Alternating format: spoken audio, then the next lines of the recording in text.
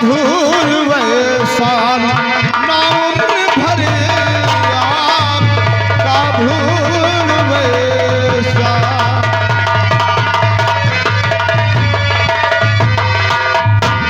दीदी जी, लेकिन आप सबसे पहले ये बताइए कि आपका नाम क्या है? तुम चुप रहो,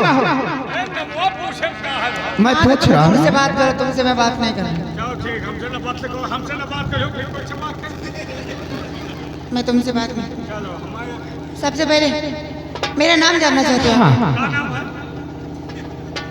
मेरा नाम तुलसी है। तुलसी, हमारा नाम घमीरा।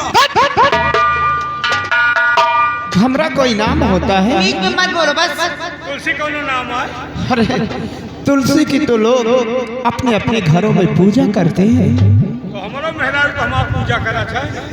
पागल हो गया? हाँ, मेरा वही चैला से करा था। पागल नहीं ना। तुलसी, इसी जंगल में किसी बाबा जी ने मेरे पिताजी को अंधा होने का श्राप दे दिया है। अच्छा। और उसी श्राप से मेरे पिताजी की आंखों की रोशनी छिन गई है। अगर आपने यहाँ कहीं बाबा जी को देखा हो तो मुझसे बता दीजिए, मैं आपका बहुत बड़ा एहसान मानूंगा। आप बाबा जी से मिलना चाहते? हाँ।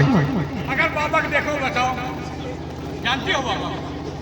बाबा जी को जानती ही नहीं हूँ, बल्कि बाबा जी को दिलो जान से मानती भी हूँ। हमका लागत बबौना का हमका लागत बबौना का फंसाए।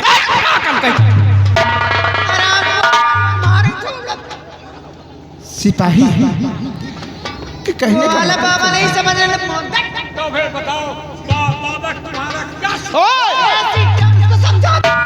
रिश्ते की बात करो सिपाही। रिश्ता? हाँ। रिश्ता क्या है बाबा के? तुम्हारा हाँ, तो रिश्ता पूछो, तुम तो सिस्टम बता। अरे सिस्टम का कोई अलग है का? क्या सिस्टम है? ये सिस्टम इसको समझाते क्यों नहीं आप? मतलब वही जो समझो। बाबा तुम्हारा क्या मतलब? हाँ, तो बताती हूँ ना। कौन बात चल रही बाबा को है? वो वाला बाबा नहीं समझना नहीं। बाबा को बांटो, हमका डांटो।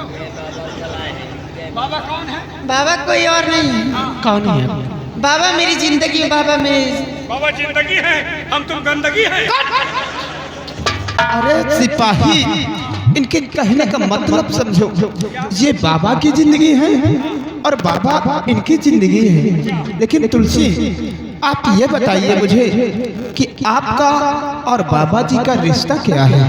रिश्ता जानना चाहते हैं? हाँ। बाबा कोई और नहीं है, बाबा मेरे पिताजी। अरे ससुर यही आप। ओए, जाना पहचान जल्दी में। वो कट्टा मारूंगा, दिमाग सही हो जाएगा।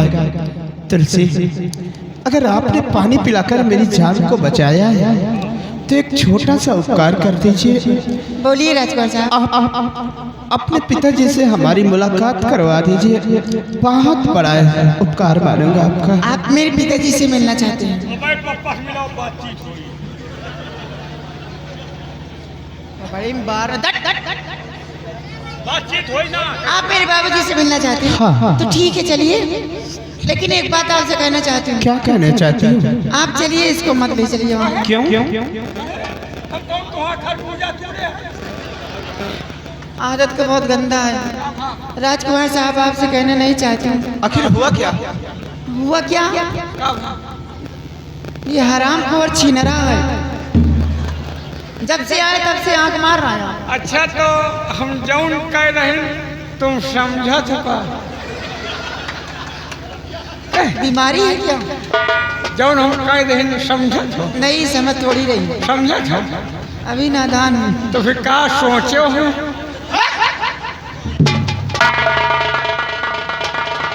इसको मत ले चलो वहाँ पर। आप चलिए।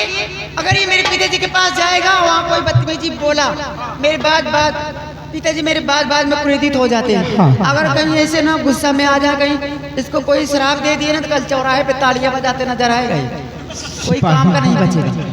देखो, बाबा जी के पास चलना तो बाबा जी से कोई उल्टी सीधी बात मत करना। कहीं बाबा जी को बुरा लग गया और उनके जुबान से कुछ निकल आया तो तो सिपाही सोच लो, अरे तुम्हारी तो जिंदगी नर्क हो जाएगी सिपाही। अरे हमारी जिंदगी तो नरक है भैया। लेकिन जो भी बात, ये चूहा वहाँ गया तो मारेगा नहीं किसी को आदमी। वही सही ये कुछ ना कुछ गड़बड़ करेगा। तुम्हारे पीछे मौतें हैं। हाँ देखो, जो भी बात करना मैं करूंगा सिपाही, तुम खड़े रहना सिर्फ। अरे अबे तुम बात नहीं कह पाए हो का? बाबा जी से बात मैं करूंगा। आप आइए, चलिए मेरे ठीक है, साथ। चलो। आओ हम चलिए।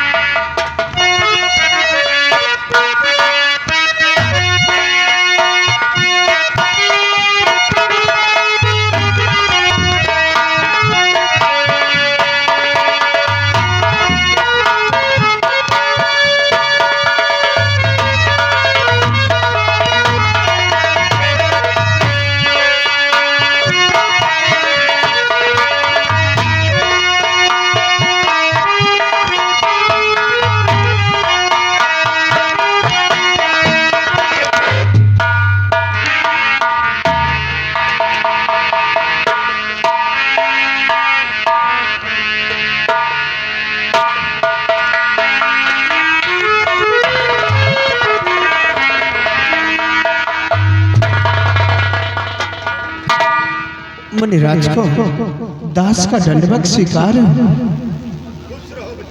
बाबा जी प्रणाम। खुश रहो बच्चा, का घुस रही? खुश रहो, खुश रही कल्याण हो। का कल्लात होई? तुम कहाँ चिकनी बल्लम उठाए हो? तुम खूब अगुआ हो आंधी में।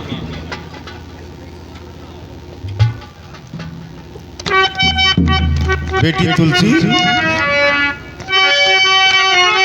तो कौन है बेटी, किसको तुलाई यहाँ?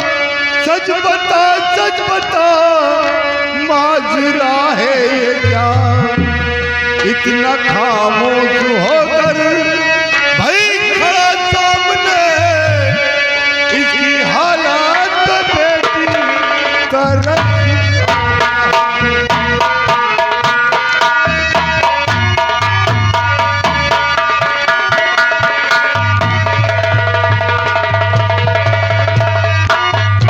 कौन है बेटी जो तू अपने साथ इन्हें आश्रम पे लेकर आई?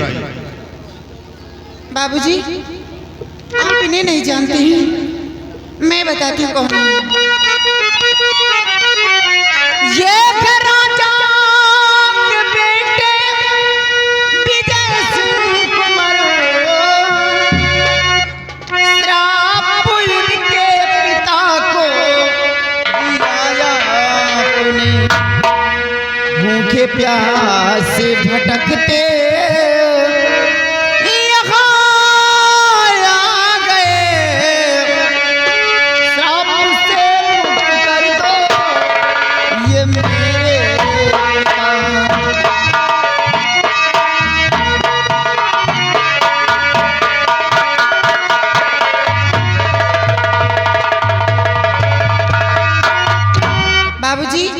कोई और नहीं, अपने धारा नगर के महाराज के बेटे राजकुमार विजय सिंह हैं। आपने इनके पिताजी को श्राप दिया था, उसी श्राप से मुक्ति पाने के लिए बाबूजी आपके पास आए हैं। बाबूजी, मैं आपके सामने हाथ जोड़ती हूँ बाबूजी कि इनकी हालात पे गौर कीजिए और अपना श्राप वापस ले लीजिए। महाराज की आंखें पुनः फिर से ठीक कर दीजिए। बाबूजी जरा सोचिए कि इस राज रियासत के महाराज अंधे रहेंगे तो गरीब प्रजा किसके सहारे चलेगी? बाबूजी आप ही सोचिए।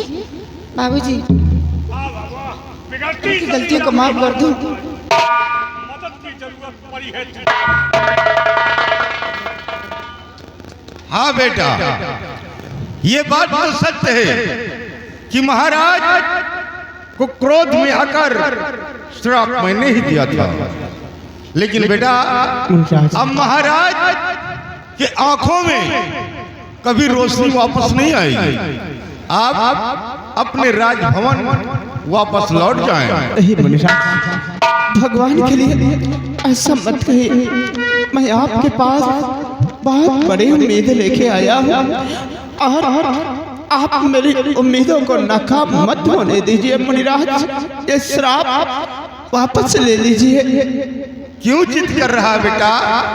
जिस प्रकार बंदूक से निकली हुई गोली कभी वापस नहीं होती, कमान से निकला हुआ बाण कभी वापस नहीं होता, उसी प्रकार ये संत का दिया हुआ श्राप है जो कभी कट नहीं सकता बच्चा। मुनिराज, इसका मतलब कि आप अपने दिल में ठान लिया है कि ये श्राप वापस नहीं लूंगा।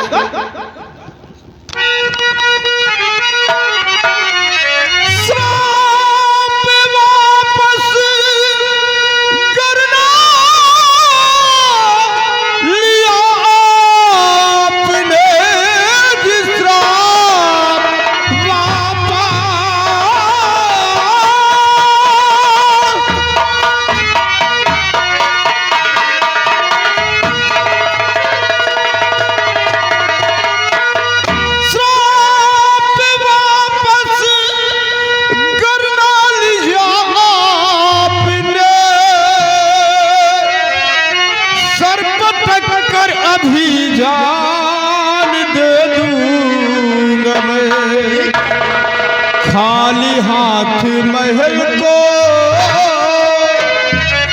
और नहीं जाऊंगा,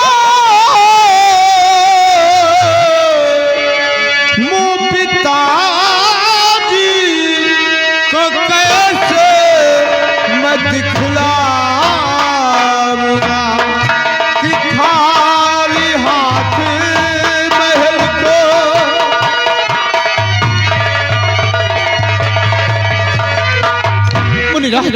अगर आपने अपने दिल में ठान लिया है कि ये श्राप वापस नहीं लूंगा, तो राजकुमार विजय अपने दिल में प्रतिज्ञा कर चुका है कि मैं भी खाली हाथ अपने महल को नहीं जाऊंगा। अगर आप श्राप वापस नहीं लोगे तो इसी वक्त आपके खुटिया में अपना सर पकड़कर अपनी ये क्या कर रहा बच्चा? तुम्हारे पीछे आज मौत है। किसके पीछे बच्चा? आपा के पीछे। यही कुटी मैया थे, दो जीव जाई है। तुम खो बखो तुम्हारे पीछे जान दियो। बाबूजी, बाबूजी आप ये क्या कर रहे हैं? जरा सोचिए, राजकुमार साहब इतना बड़ा प्रतिज्ञा कर चुके हैं कि खाली हाथ अपने राजमहल वापस नहीं जाऊंगा, आपकी कुटिया पे सर पटक कर जान दे दूंगा। बाबूजी, काश इन्हें कुछ हो गया ना तो सारे पाप के भागीदार आप बन जाएंगे। क्यों इतना पाप अपने सर पे ले रहे हैं इतना बड़ा? बाबूजी, मैं मानती हूँ अपना श्राप वापस नहीं ले सकते, लेकिन महाराज की आँख ठीक होने का कोई मार्ग, कोई तरकीब तो बता सकते हैं जिससे महाराज की आँखें ठीक हो सके। बाबूजी बतलाइए बाबूजी।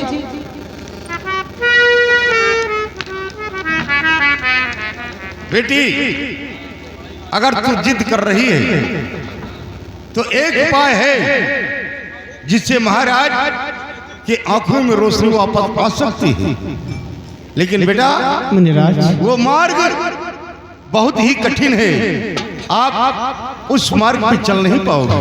मुनिराज, आप हमें उस मार्ग को बताइए। मैं अपने पिताजी के खुशियों के लिए अपनी जान भी कुर्बान कर दूंगा, मुझे कोई गम नहीं है, लेकिन हमें वो मार्ग आप बताइए। तो बेटा, अगर तुम जिद कर रहे हो तो मेरी बात को आप गौर से सुने। बोलो। यहाँ से 300 मील पूरब दिशा जाने के बाद एक शंखधारी वन है। उस वन के अंदर एक सुनानी नाम का गुफा है, और उस गुफा के अंदर एक बहुत बड़ा खतरनाक तांत्रिक त्रिकाल देव जादूगर रहता है। कौन जादूगर? छिनार देव? त्रिकाल देव बच्चा। त्रिकाल देव नहीं समझ पावा। बदजुबानी मुझसे मत करना, नहीं कहीं ऐसा ना हो कि हमारे जुबान से कुछ निकल आए और फिर तुम्हारी जिंदगी नर्क बन जाए। अब ना निकालो बाबा, अब एक निकाले दही, एक में परेशान, अब ना परेशान करो बेटा। त्रिकाल देव जादूगर की एक बेटी है जिसका पहरा शंकुधारी बन के बॉर्डर पे रहता है। बॉर्डर और बेटा उस गुफा के अंदर एक चांदी का कटोरा है। कटोरा, कटोरे के अंदर एक फूल है और फूल के अंदर एक मायावी काजल है। काजल जो जादूगर अपने तांत्रिक शक्ति से तैयार किया है। अगर वो काजल मिल जाए और फिर किसी भी अंधे के आंख में लगा दिया जाए तो रोशनी वापस आ सकती है। लेकिन बेटा मुनिराज, सबसे बड़े आश्चर्य की बात तो एक और है। कैसे आश्चर्य की बात कि वो फूल सिर्फ रात में ही खिलता है, रात में, और काजल ऊपर दिखाई देता है। लेकिन जब सुबह होता है, सूरज का किरण पड़ते ही वो फूल मुरझाकर सिमट जाता है और काजल उसी में छिप जाता है। उस फूल की प्रत्येक कलियां इतनी सख्त हो जाती हैं कि लोहे से भी ज्यादा मजबूत हो जाती हैं। इसलिए बेटा फूल व काजल का मिलना संभव नहीं बल्कि असंभव है। जिद मत करो बेटा, क्योंकि जो भी शख्स उस वन की तरफ जाने की कोशिश करता है, सबसे पहली बात उसकी बेटी बॉर्डर पे ही खत्म कर देती है। काश वहां से बच गया तो खतरनाक तांत्रिक त्रिकाल देव जादूगर उसे खत्म कर देता बेटा।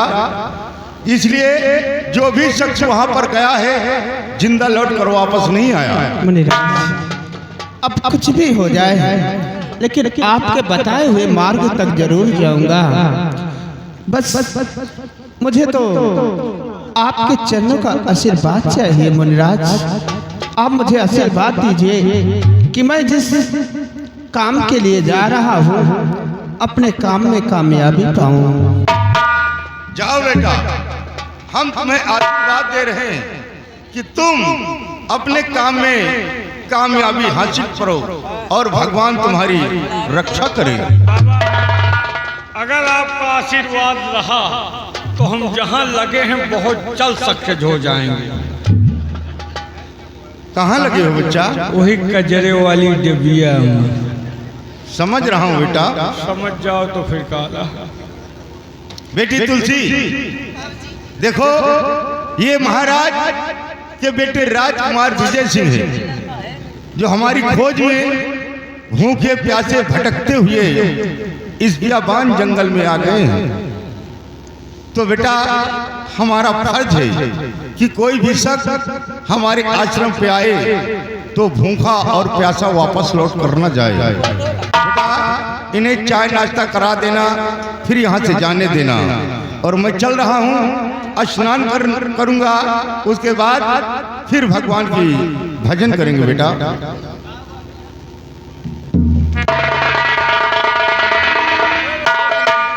चलो अंडा पराठा बनाओ।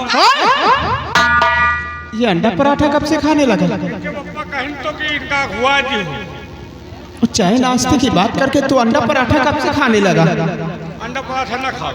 अच्छा है तुलसी, आज हमका तुम हुआ खवाओ जो कबो खाए न होई, ओके हम शौकी बहुत होई। जाने खवा दियो, तुम खवाओ जो हम कबो खाए न होई, ओके शौकी होई। चलो ठीक है, अभी बैठ के सोचूंगी कौन चीज नहीं तुम खाए होंगे उसे वही खिलाऊंगी। तुलसी, आपका बहुत बड़ा एहसान है और सबसे बड़ा उपकार तो ये है कि आपने पानी पिलाकर मेरी जान को बचाया और आप अपने पिताजी से हमारी मुलाकात करवाई और आपके पिताजी हमारे पिताजी के आंखें ठीक होने का मार्ग बताया। तुलसी, आज तो मैं जा रहा हूँ, लेकिन जिस वक्त अपने मकसद में कामयाब हो जाऊंगा और वहां से लौट कर आऊंगा, सबसे पहली मुलाकात आपसे करूंगा और तुम्हारे लिए कुछ ऐसा करके दिखाऊंगा, कुछ ऐसा करके दिखाऊंगा कि ये दुनिया वाले हमेशा याद करेंगे कि राजकुमार विजय अपनी जुबान से कुछ तुलसी को कह के गया था। देखिए राजकुमार साहब, मैं आपसे कहूँ एक बात, मेरे पास कोई भाई नहीं है। क्या? मुझे गलत मत समझना, मुस्कुराने की तुम्हें आदत है। और हाँ, मेरे बाबूजी के सिवा संसार में सहारा देने वाला कोई नहीं। आपको जब से देखी हूँ ना, अपना धर्म का भाई आपको माने हूँ दिल से। क्या मुझे गलत मत समझना। आपने मुझे अपना धर्म का भाई माना है? हाँ भैया। ठीक है, अगर ऐसी बात है तो मेरे पास भी कोई एक प्यारी सी बहन नहीं है। मैं भी तुमको अपने धर्म की बहन मानता हूँ। लेकिन एक बात और है कि तुम्हारे साथ में ये सिपाही मेरा, सोचो ये जो चूहा की तरह छुछुआ रहे हैं, हमारा विषय इनको थोड़ा समझा दो, ये भी मेरे भैया बन जाए। जिंदगी में न बना, तुम कौन चक्कर में हो भैया, जवार के मेहररुअन के बन जा। तो हाँ, जिंदगी में न बना बन जाओ भैया। के हम छुरी तेज रही खरबूजा के खैर होई, जिंदगी में न हो। सिपाही इधर आओ। सिपाही, तुलसी बेचारी कब से तुम्हें भैया भैया रट रही है, और तुम्हारा भी फर्ज बनता है कि तुलसी को अपनी बहन स्वीकार करो। अच्छा, घोड़ा घास से दोस्ती करी तो चराई कहाँ जाई? बहुत दिमाग लगाते हो, समझता हूँ। अच्छा, इसका मतलब घोड़ा भैया कह रहा था ऐसा खिला तो मैं याद करूँ तुमको, अब चना और हरेर घास। हाँ, सही बात है, लेकिन तुम्हार भैया न बना। तुलसी बहन, तुम घबराओ नहीं, मैं इसे पकड़ रहा हूँ और तुम फौरन इसके हाथ में राखी का धागा